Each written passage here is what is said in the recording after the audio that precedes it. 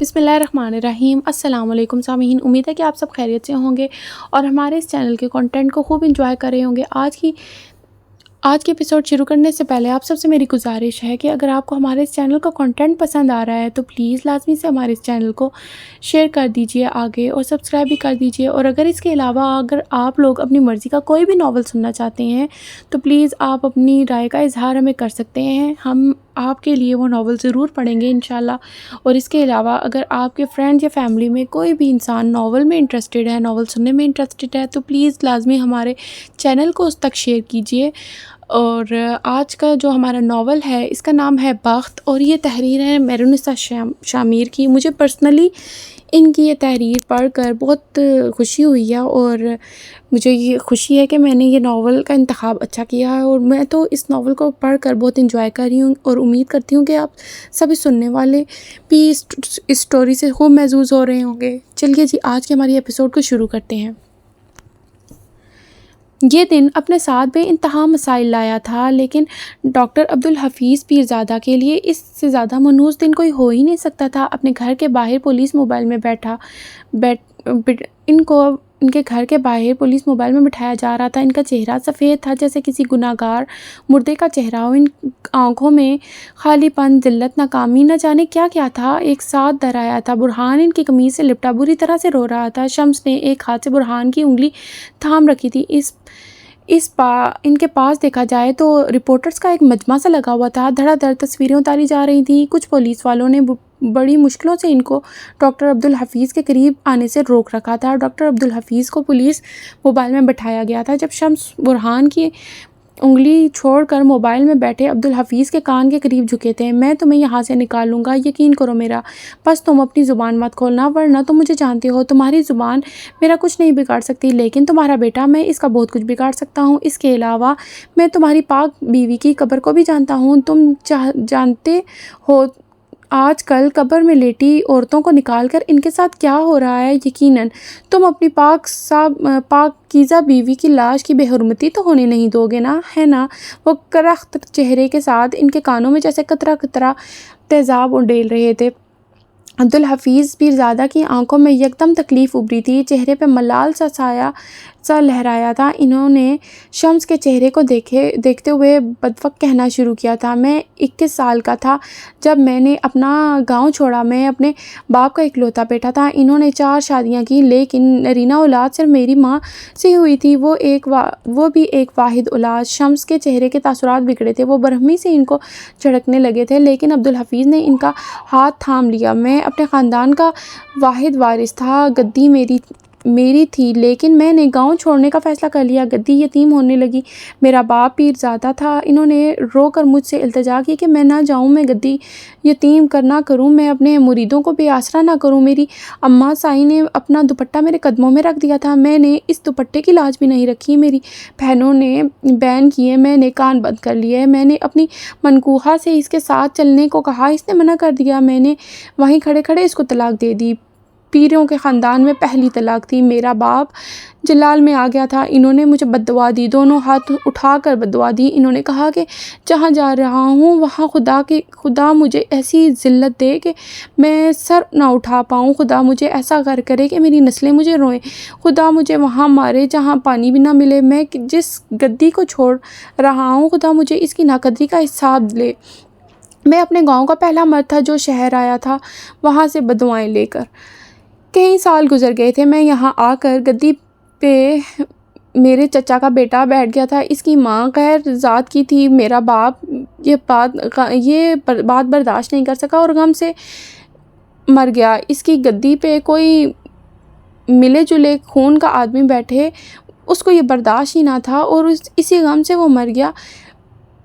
لوگوں نے اس سے کہا کہ وہ اپنی بددعا واپس لے لے، لیکن شاید ان کا اپنا دل بھی پسیجا ہوا تھا، تب ہی انہوں نے بددعا واپس لے لی تھی۔ لیکن انہوں نے کہا، حفیظ سے کہنا کبھی بھی اللہ کے کسی بہت قریبی بندے کا دل نہ دکھائے، ساری دنیا کے فراڈ کر لے لیکن اپنی وجہ سے کسی مریض کو مرنے مت دے، اپنے کام کے ساتھ بے وفائی نہ کرے، بددیانتی نہ کرے، کیونکہ اگر کر دی تو اگلے دن کا پانی بھی نصیب نہیں ہوگا۔ اس کو حفیظ سے کہنا کسائی نہ بنے۔ میں نے ان کی بات سنی ہی نہیں، کبھی غور ہی نہیں کیا، مجھے لگا جیسے پیر زادے کی بددعا نہ لگی، اس کی نصیحت کیا مانی۔ میں نے دل کھول کر فراڈ کیے، لوگوں کے عذاب بیچے، ان کی جانیں لی، میں کسائی بن گیا، مجھے کچھ نہیں ہوا، دیکھو بالکل سلامت رہا میں۔ لیکن جس دن میں نے معراج سلطان کو مرنے دیا، میرا باپ میرے خواب میں آیا، اس نے کہا میں نے تجھے بولا تھا نا کسائی نہ بنے، تو نے نہیں سنی نا میری، اب تو عذاب دیکھے گا۔ وہ خاموش ہوئے تھے۔ شمس سخت چہرے کے ساتھ ان کو دیکھ رہا تھا، ان کے چہرے پہ واضح اکتاہٹ تھی، جیسے وہ اس کی بات ختم ہونے کا انتظار کر رہے ہوں۔ تم کہتے ہو تم مجھے نکال لو گے؟ وہ طنزیہ سا ہنسے تھے۔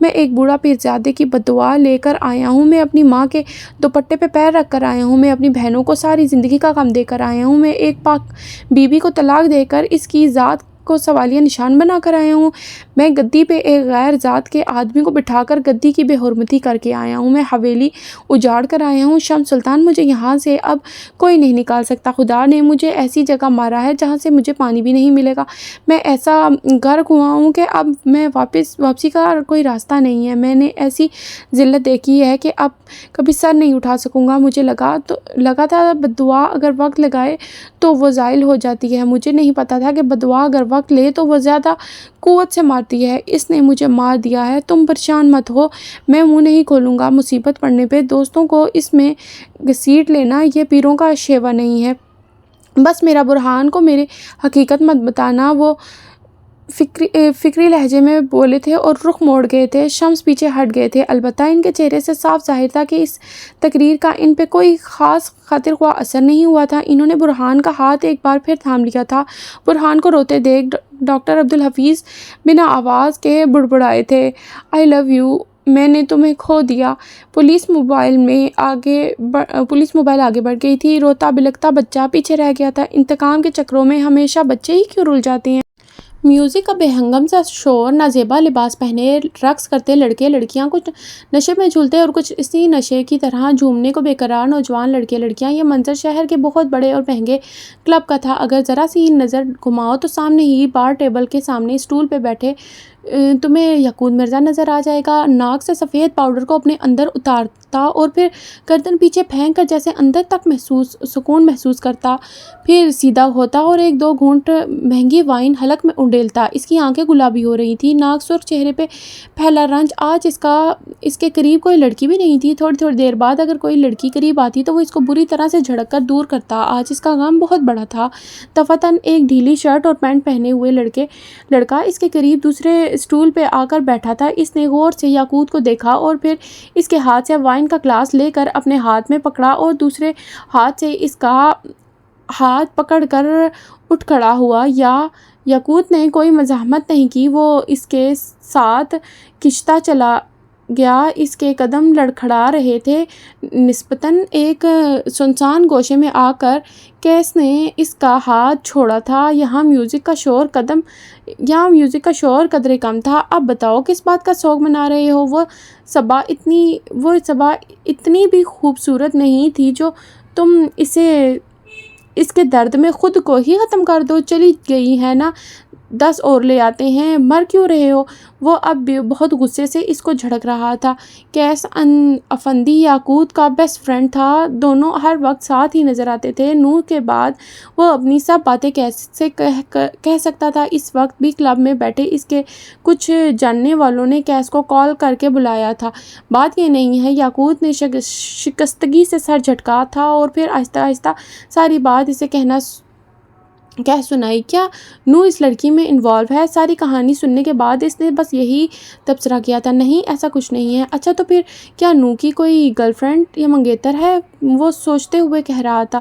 کیا بکواس کر رہے ہو تم؟ وہ اس سب کاموں میں نہیں پڑتا اور ان سب باتوں کا مقصد کیا ہے؟ وہ جھنجھلا سا گیا تھا۔ بدلہ، ہم اس سے بدلہ لیں گے۔ اس نے تمہیں ایک غیر لڑکی کی عزت بچانے کے لیے استعمال کیا ہے نا، اب تم اس کی کسی بہت عزیز اور محبوب لڑکی پہ قبضہ کر لو، اس کے ساتھ وہی کرو جو تمہیں اس حالے کے ساتھ کرنا تھا، اور وہ اسے بچا نہیں سکے گا۔ پھر تم دیکھو کیسے تڑپتا ہے نو، اس کی ہمت کیسے ہوئی تمہیں استعمال کرنے کی؟ تم یاقوت مرزا ہو، کوئی عام آدمی نہیں ہو۔ یہاں بیٹھ کر رونے سے بہتر ہے اپنا بدلہ لو۔ نو کو بتاؤ کہ تم استعمال ہوئے بغیر بھی اپنا انتقام لے سکتے ہو۔ مرد بنو یاقوت مرد۔ وہ اپنے حساب سے ایک سچا دوست ہونے کا ثبوت دے رہا تھا۔ اس کی کوئی گرل فرینڈ نہیں ہے، اس کی زندگی میں کوئی لڑکی نہیں ہے۔ وہ یاقوت بولتے بولتے رکا تھا۔ سماعتوں میں وہ دور کہیں نو مرزا کی آواز سنائی دی تھی، میری زندگی میں ایک ہی عورت ہے نیرو، مجھے ہر لڑکی میں نیرو نظر آتی ہے۔ میری زندگی میں ایک ہی عورت ہے، مجھے ہر لڑکی میں میری بہن دور ہو یاقوت، میری زندگی ایک عورت، ہر عورت میں نیرو میری بہن۔ اس کے ذہن میں آوازیں گڈمٹ ہونے لگی تھی، اس کی ایک بہن ہے بس۔ بالآخر وہ بول پڑا تھا۔ کیس کھل کر مسکرایا تھا۔ گریٹ، یہ تو بہت اچھا ہو گیا ہے، اب پتہ چلے گا نو کو میرے دوست کے ساتھ غداری کرنے کا نتیجہ کیا ہوتا ہے۔ جبکہ یاقوت کی آنکھوں میں بے چینی ابھری تھی۔ وہ بہت معصوم ہے، اس کا کیا قصور؟ وہ بہت چھوٹی ہے، ہم کچھ اور سوچ لیتے ہیں لیکن وہ نہیں۔ اسی حالے کو کڈنیپ کر لیتے ہیں، یا پھر کیس نے اس کی بات بیچ میں کاٹ دی تھی۔ بس یاقوت، اب اور کچھ نہیں۔ وہ لڑکی ASP کے گھر میں ہے اور اب تجھے اس کے سائے کو بھی چھونے نہیں دے گا۔ تو نے اگر واقعی مرد بننا ہے تو اپنا بدلہ لینا ہے تو چل میرے ساتھ، ورنہ باہر جا، وہ اسٹول اب بھی فارغ ہے، جا کر غم منا۔ جس لڑکی کو تو معصوم کہہ رہا ہے نا، وہی سارے فساد کی جڑ ہے۔ کیا نو نے اس کی وجہ سے تمہیں دھوکہ نہیں دیا؟ اس کو پروٹیکٹ کرنے کے لیے اس نے اس لڑکی کو پروٹیکٹ نہیں کیا۔ پھر بھی اگر تم نامردوں کی طرح بیٹھے رہنا چاہتے ہو تو ٹھیک ہے، بیٹھے رہو، یہاں میں جا رہا ہوں۔ وہ غصے سے بولتا آگے بڑھ گیا تھا، جبکہ یاقوت نے گلابی پڑتی آنکھوں اور کانپتے ہاتھوں سے اس کا ہاتھ پکڑ لیا تھا۔ نو کی بربادی یاقوت مرزا کے ہاتھوں ہی لکھی ہے۔ آج میں اسے بتاؤں گا کہ اصل مرد کیسا ہوتا ہے۔ اس کی آنکھوں سے شعلے نکل رہے تھے۔ وہ انتقام کے لیے تیار تھا، یہ جاننے کے بغیر کہ اس کے بعد وہ ساری زندگی ایک رات کو روئے گا۔ کچھ دیر بعد وہ دونوں اس بلڈنگ کے پارکنگ ایریا میں کھڑے تھے۔ یاقوت گاڑی سے باہر نکلا تھا، کیس اس کے ساتھ ہی دروازہ بند کرتا باہر آیا تھا۔ کیا میں بھی ساتھ آؤں؟ وہ آنکھیں دباتے ہوئے پوچھ رہا تھا۔ جواب میں یاقوت نے اس کو گھور کر دیکھا تھا اور آگے بڑھ گیا تھا۔ تھوڑی دیر بعد وہ نو کے اپارٹمنٹ کے دروازے کے سامنے کھڑا ہوا تھا۔ اس نے کی کارڈ نکالا، لیکن شاید یاقوت لاک کی تبدیل کروا چکا تھا۔ ڈرگز اور شراب کی زیادتی کی وجہ سے اس سے کھڑا ہونا بھی مشکل ہو رہا تھا۔ اس نے اپنی جیبیں ٹٹول کر اپنا موبائل باہر نکالا اور نرمین کو کال ملائی۔ 1-2 بار بیل بجنے کے بعد ہی کال اٹینڈ کر لی گئی تھی۔ کیسی ہو پیاری کزن؟ میں تمہارے گھر کے دروازے پہ کھڑا ہوں، پلیز کھول دو یار، مجھ سے کھڑا نہیں ہوا جا رہا۔ اندر نیرو کی جان پہ بنائی تھی۔ اس کی سبز آنکھوں میں یکدم جوش اور خوف کے تاثرات امڑ آئے تھے۔ یاقوت کے آنے کی خوشی، نو کو پتہ لگنے کا خوف۔ میں نہیں آ سکتی، بھائی نے کہا ہے، آپ اب کبھی میرے لیے نہیں آئیں گے اور میں آپ کا انتظار نہ کروں؟ آپ پلیز چلے جائیں، میں دروازہ نہیں کھولوں گی، وہ یاسین سے کہہ رہی تھی۔ لیکن دیکھو میں تو آ گیا ہوں نا تمہارے لیے، ہمیشہ کے لیے۔ اگر تم نہیں آئی تو میں ساری رات یہیں بیٹھا رہوں گا، اور ذرا آ کر دیکھو تو صحیح میرے ساتھ ہوا کیا ہے۔ میں کھڑا بھی نہیں ہو پا رہا، اپنے لہجے میں مصنوعی سا دکھ پیدا کرتا وہ کہہ رہا تھا۔ وہ بچپن سے ساتھ تھے، یاقوت اس کی کمزوری جانتا تھا۔ کیا آپ کو کہیں لگی ہے؟ آپ ٹھیک تو ہیں نا؟ سبز آنکھوں والی لڑکی فکر مندی سے بولی تھی۔ وہ صوفے سے اٹھ کر دروازے کے قریب آ گئی تھی۔ اب ان دونوں کے بیچ میں بس ایک دروازہ ہی تھا۔ یاقوت اپنی چال کامیاب ہوتے دیکھ کر مسکرایا تھا۔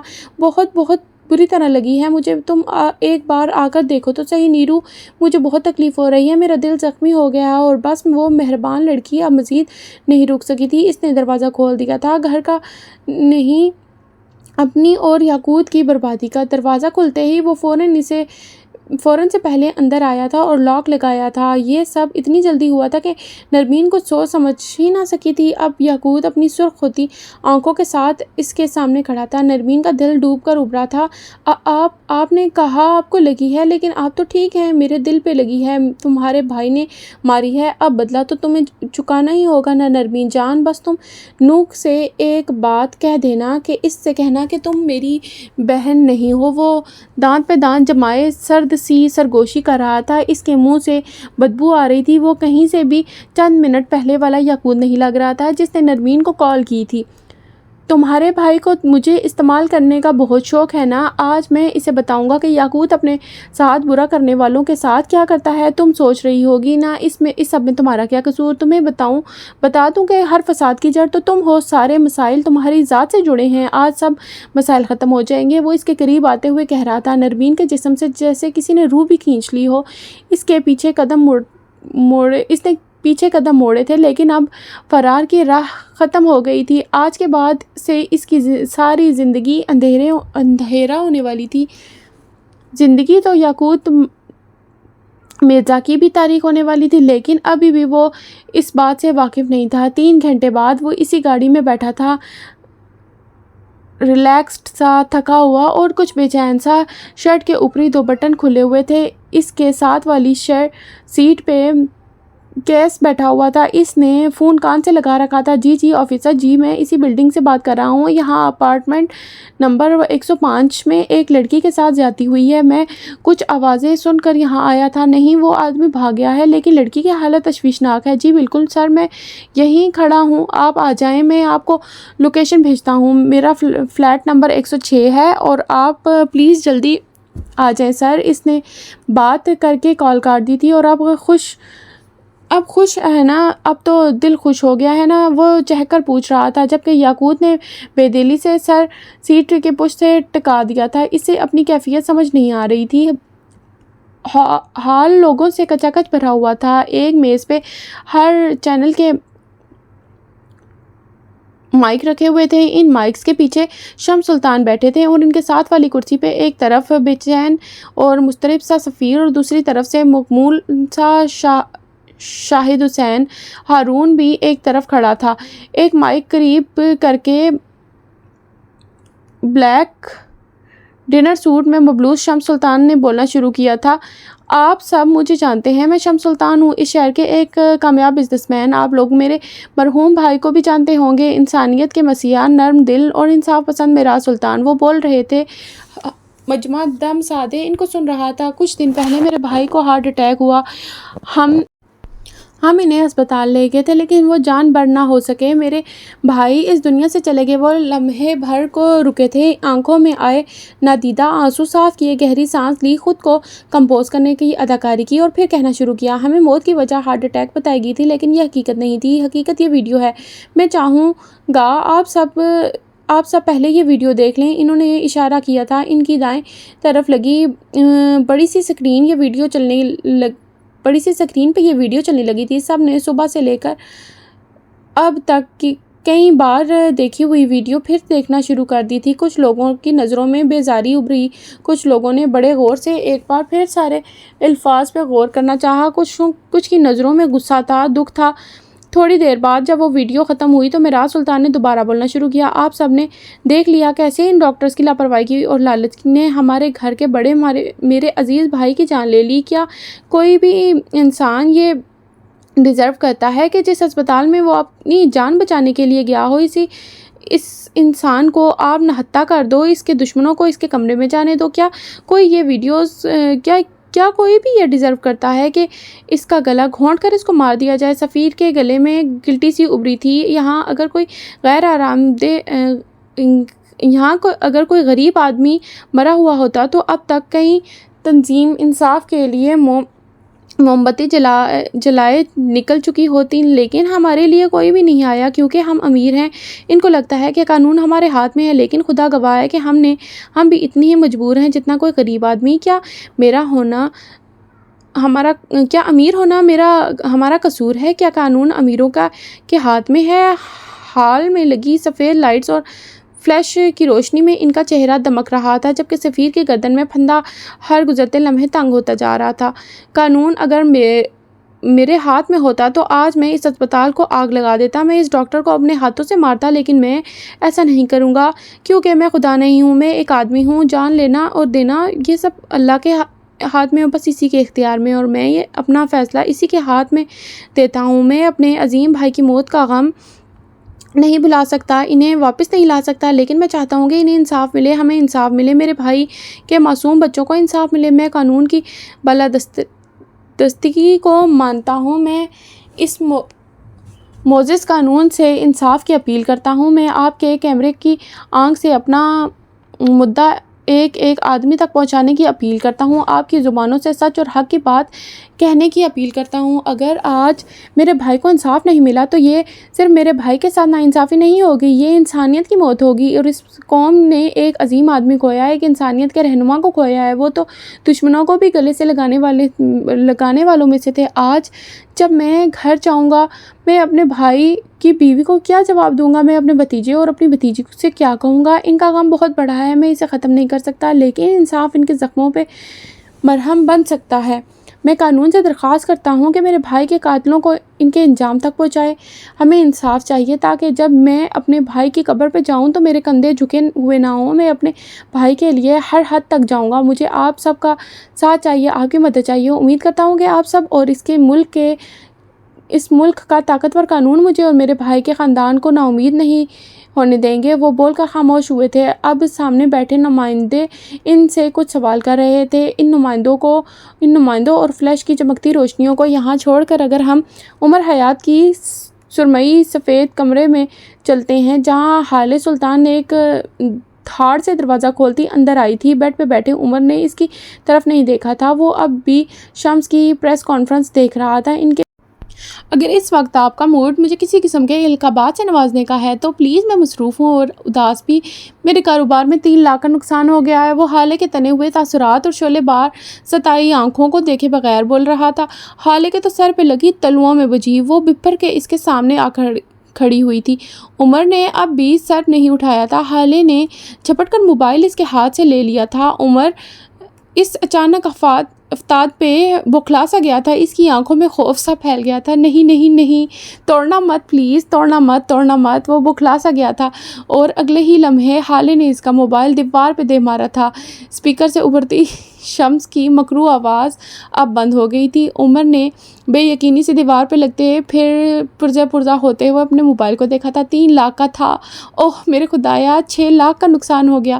وہ اٹھ کر کھڑا ہو گیا تھا، آنکھوں میں دبا غصہ تھا۔ مل گئی خوشی تو توڑ دیا نا۔ اب جانتی بھی ہیں میں اس میں کتنا ڈیٹا تھا میرا، ایک تو پہلے ہی میرا اتنا بڑا نقصان ہو گیا ہے۔ وہ جل کے کہہ رہا تھا۔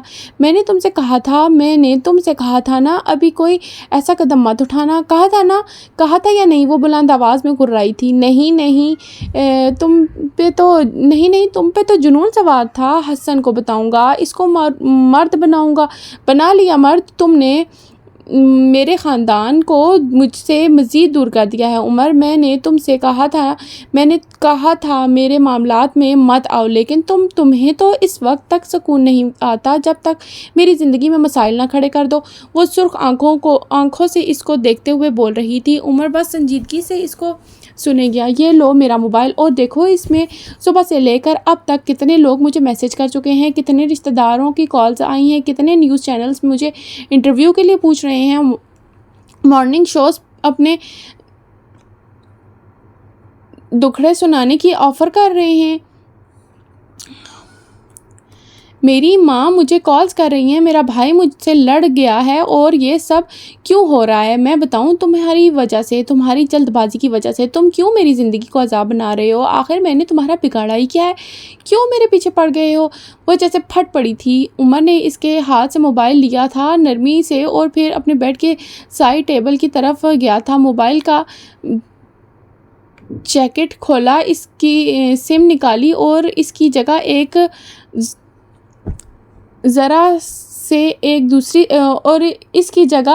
اپنے دراز سے ایک دوسری سم نکال کر اس کی موبائل میں ڈال دی۔ ان ہی چھوٹے قدموں سے چلتا اس کے قریب آیا اور اس کے بھیجے ہوئے ہونٹوں اور تنے ہوئے تاثرات کی پرواہ کیے بغیر اس کے ایک ہاتھ اوپر کیا، موبائل اس کی ہتھیلی پہ رکھا اور اپنے ہاتھ سے اس کی مٹھی بند کر دی، اس کی سرخ آنکھوں میں دیکھا اور کہنا شروع کیا، بس اتنا کرنا تھا۔ اب کوئی لوگ آپ کو تنگ نہیں کریں گے، کوئی آپ کو انٹرویو کے لیے کال نہیں کریں گے، کوئی مارننگ شو آپ کی کہانی نہیں بیچیں گے۔ اپنے لیے آپ نے خود کھڑا ہونا ہوتا ہے۔ لوگوں کو اگنور نہیں کرتے، ان کو اپنی زندگی سے کک آؤٹ کرتے ہیں۔ حالانکہ یہ ایسے لوگ ہوتے ہیں جو سانس کی نالی میں پھنس جانے والے نوالے ہوتے ہیں۔ پانی پی کے اس نوالے کو پیٹ کے دوزخ میں بھیج دیا کریں، ورنہ یہ رکتا ہوا سانس ہمیشہ کے لیے رک جائے گا۔ یہ جو لوگ آپ کو کالز کر رہے ہیں، میسج پہ میسج کر رہے ہیں، یہ آپ کے ساتھ مخلصی نہیں دکھا رہے، ان کو آپ کا زوال دیکھنا ہے، ان کو میراث سلطان کے بچوں کو ٹوٹتے ہوئے دیکھنا ہے۔ یہ وہ لوگ ہیں جو آپ کو رلا کر آپ کو دلاسا دینا چاہتے ہیں، آپ پہ رحم کھانا چاہتے ہیں، دیکھنا چاہتے ہیں کہ کیا ہے میراث سلطان کے بچوں کی کمزوری۔ یہ آپ کے سگے نہیں ہیں، یہ پھنسا ہوا نوالا ہے۔ پانی پئیں اور انہیں نکل لیں۔ ان کی کڑوی کسیلی باتیں، ان کے ترہم بھرے جملے، ان کی معنی خیز مسکراہٹیں، طنزیہ جملے سب نکل لیں، دنیا کا سب سے بڑا ڈریگن بن جائیں۔ یہ لوگ میری وجہ سے نہیں آئے، ان کو آنا تھا، آج نہیں تو کل انہوں نے سوال کرنے تھے۔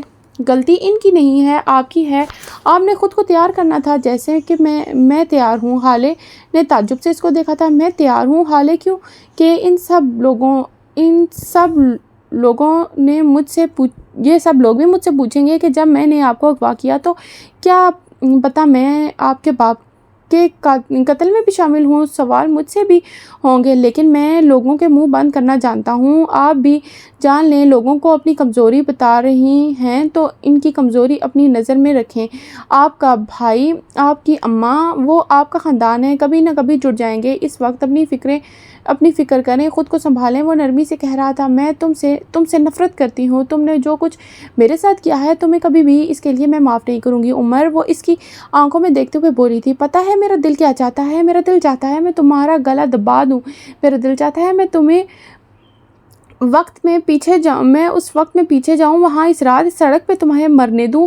وہ ہذیانی سی ہو گئی تھی، آس پاس متلاشی نظروں سے دیکھتی ہوئے اس کے ڈریسنگ ٹیبل کے قریب رکی تھی۔